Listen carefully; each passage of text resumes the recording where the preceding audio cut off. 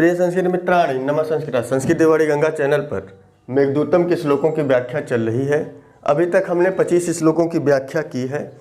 अब उसके आगे आज हमारा 26वां श्लोक है और मंदाक्रांता छंद है पूरे पूर्व मेघदूत और उत्तर मेघदूत में। तो जो मंदाक्रांता छंद है बहुत गेय है, इसको सब व्यक्ति गा सकते हैं। इसमें थोड़ा सा इसकी ध्वनि बहुत मध्यम चलती है, मंद और आक्रांत, कभी मंद चलेगी कभी चढ़ जाएगी। माने मंदाक्रांता का अर्थ मंद और आक्रांत स्वर में जो पद्य पढ़ा जाए उसे मंदाक्रांता कहते हैं। तो आइए आपका समय न लेते हुए 4, 10, 17 पे यति होगी कि नीचैराख्यम गिरमधिवसे तत्र विश्राम हेतु त्वत्संपर्कात् पुलकितमिव प्रौढपुष्पैकदम्बै यः पणयस्त्री रते परिमलोद्गारभिर्नागराणाम् उद्दामानि प्रथयति शिला विस्मभिर्यौवनानि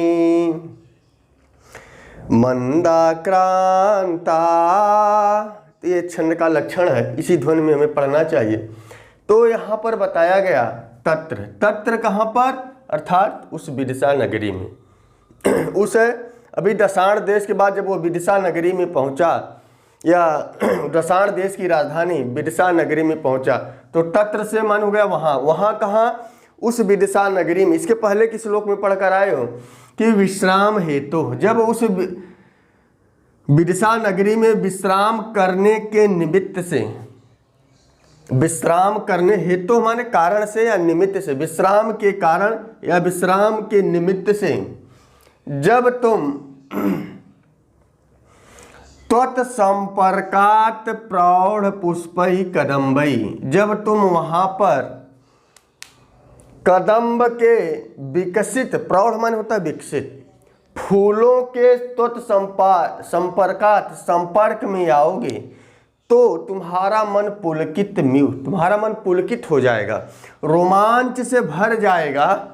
और नीचे राख्यम गिरीम अधिवसे, जैसे ही तुम उस विदिशा नगरी में विश्राम करने के निमित्त से या कारण से वहाँ पर जाओगे विदिशा नगरी में, और कहाँ जाओगे, नीचे ही राख्यम माने नीचे ही नामक पर्वत पर जैसे ही तुम विश्राम के कारण या विश्राम के निमित्त जाओगे, तो उस नीचे ही पर्वत पर तुम्हें कदम्ब के फूल पुष्प जो विकसित हैं, जो खिले हुए हैं, उनके संपर्क में जैसे ही आओगे तुम्हारा मन पुलकित हो जाएगा, तुम्हारा मन रोमांच हो जाएगा। गिरीम अधिवसे, यहाँ गिरीम में द्वितीया इसलिए लग गई क्योंकि आगे अधिवसे शब्द था। अधिवसे के कारण एक उपबंध वसाम एक सूत्र है, उसके कारण गिरीम में क्या है, द्वितीया विभक्ति लग गई। बस पहली और दूसरी लाइन का अर्थ है कि जब तुम उस नीचे पर्वत पर जाओगे, नीचे ही पर्वत है विदिशा में, उस पर्वत पर विश्राम के निमित्त हेतु जाओगे, तो वहाँ पर तुम्हें कदम्ब के प्रौढ़ पुष्प अर्थात खिले हुए पुष्प से जब तुम्हारा संपर्क होगा, तुम्हारा मन खिल जाएगा, तुम्हारा मन पुलकित हो जाएगा, तुम्हारे मन में कामुकता जाग जाएगी। पुलकित का अर्थ यहाँ कई प्रकार से आप लगा सकते हैं। नीचे के अर्थ से यहाँ पर कामुकता जाग जाएगी या रोमांचित हो जाए। रोमांच मन कब होता है, यह आप उस अवस्था को समझते हैं कि जब प्रेमी और प्रेमिका आपस में मिलते हैं तब हमारा मन रोमांचित होता है। तो वही चीज़ यहाँ बताई गई, उस कदम्ब के प्रौढ़ पुष्पों से जब खिले हुए पुष्प देखोगे, विकसित फूल देखोगे, तब तुम्हारा मन क्या हो जाएगा, रोमांच से भर जाएगा। और भर जाएगा तो तब क्या होगा कि यह पणयास्त्री रते परिमलोद्गारभिर्नागराणाम्, यह माने जो, यह माने जो माने वो उस गिरिम का बोध हो रहा है, माने उस पर्वत पर जब तुम उस पर्वत पर ठहरोगे, कदम्ब के फूलों से जब तुम्हारा मन रोमांचित हो जाएगा, और क्या होगा वहाँ पर, तो पाण्य स्त्री, जो वहाँ की वैश्याएँ हैं, जो वहाँ की स्त्रियाँ हैं, पणे माने गिरी हुई, पणे माने गिरी हुई। जैसे एक शब्द आता है पतिना, पत्नी, पतना। हाँ, पत्नी शब्द है जिसका अर्थ होता है किसी पुरुष की स्त्री, लेकिन उसी को पतना कह दो, ई हटाकर आ कर दो, तो उसका अर्थ हो जाता है वैश्या। माने जो किसी प्रकार के पुरुष को पतना गिरा दे उसे वैश्या कहते हैं। तो पर्य स्त्री ही रति, वहाँ पर जो वैश्याएँ हैं, जो पर्ण स्त्रियाँ हैं, उनके रति माने प्रेम में परिमल उद्गार भी, जो इत्र आदि का प्रयोग होता है, जो सुगंधित फूलों का, इत्रों का प्रयोग होता है, उससे, किससे, उससे क्या एक चीज बोधित होगा। लेकिन इस अर्थ को जानने से पहले थोड़ा जान लीजिए कि उस गिरि पर्वत पर, यहाँ से ले लीजिए शिला वेशभी। शिला वेशभी का अर्थ होता है कि उस पर्वत की गुफाओं में या कंदराओं में। शिला वेशभी का अर्थ होता है उस पर्वत की गुफाओं में वहाँ की जो स्त्रियां हैं, जो वैश्याएं हैं, वह अपने प्रेमी के साथ, अपनी प्रेमिका के साथ, अपने कामुक के साथ, वह कामनी स्त्री जब उस कंदराओं में अपने कामुक के साथ रति क्रिया करेगी, रमण क्रिया करती है, तो उस रमण क्रिया को बढ़ाने के लिए लोग सुगंधित इत्र का, सुगंधित फूल का इस्तेमाल करते हैं।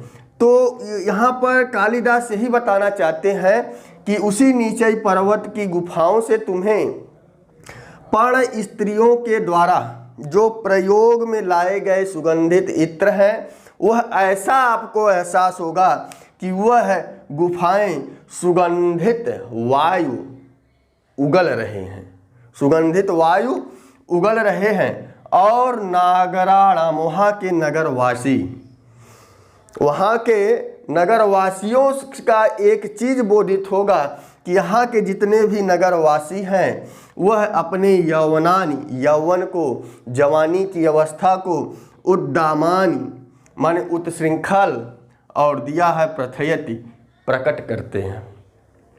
इस तीसरी और चौथी लाइन के श्लोक का अर्थ बस इतना है कि वहाँ के जितने भी युवक हैं, नगरवासी हैं, वह अपने यौवन की उत्श्रृंखलता को प्रकट करेंगे। किसके माध्यम से, कि वहाँ की पर्ण स्त्रियां बता रही हैं कि यहाँ के युवकों में कितनी जवानी चढ़ी है, कि अपनी जवानी की आग को शांत करने के लिए वहाँ की वैश्याओं के साथ उस पर्वत की गुफा में जाकर अपनी कामुकता को या अपनी जवानी को वहाँ पर शांत करते हैं।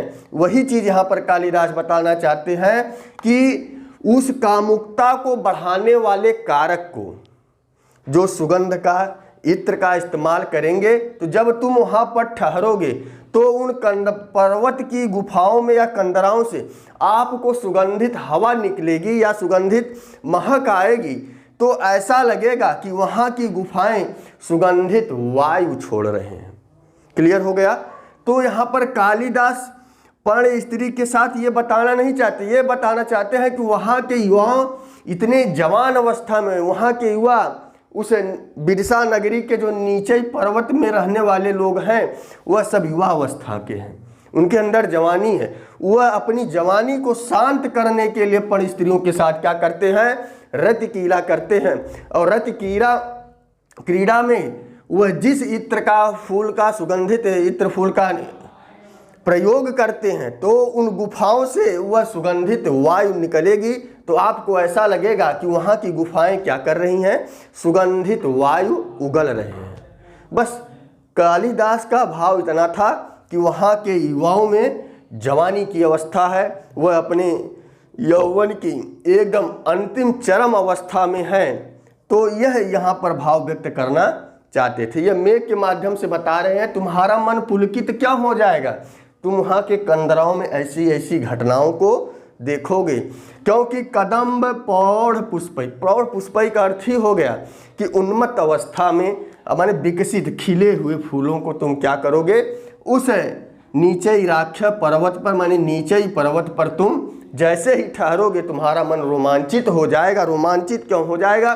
क्योंकि वहाँ की पर्वत की कंदराओं से, गुफाओं से सुगंधित वायु, इत्र की महक आएगी, इसीलिए तुम्हारा मन क्या हो जाएगा, पुलकित हो जाएगा। क्लियर हो गया? तो यह इस श्लोक की व्याख्या रही। और इसमें कुछ ज़्यादा बताने के लिए नहीं है। तत्र से जो है उस विदिशा नगरी का बोध हो रहा है। यह माने वह, यह माने जो क्या माने उस गिरी पर्वत पर, यह माने जो वहाँ की स्त्रियां हैं वह अपने प्रेमी के साथ क्या करेंगे, रत क्रिया करेंगे। उस रत क्रिया में जो इत्र आदि का प्रयोग होता है कामुकता को बढ़ाने के लिए, तो जो हवा चलेगी आपके आने से, जो वायु चलेगी, तो ऐसा मालूम देगा कि वह सुगंधित वायु उसी गुफा से निकल रही है। क्लियर हो गया? ना कि उस कदम के प्रौढ़ पुष्पों से। ये इस श्लोक का भाव रहा। तो वीडियो कैसी लगी कमेंट बॉक्स में अवश्य बताइएगा। तो बस आज के लिए इतना ही। नमः संस्कृताय, शुभ संध्या, शुभ रात्रि।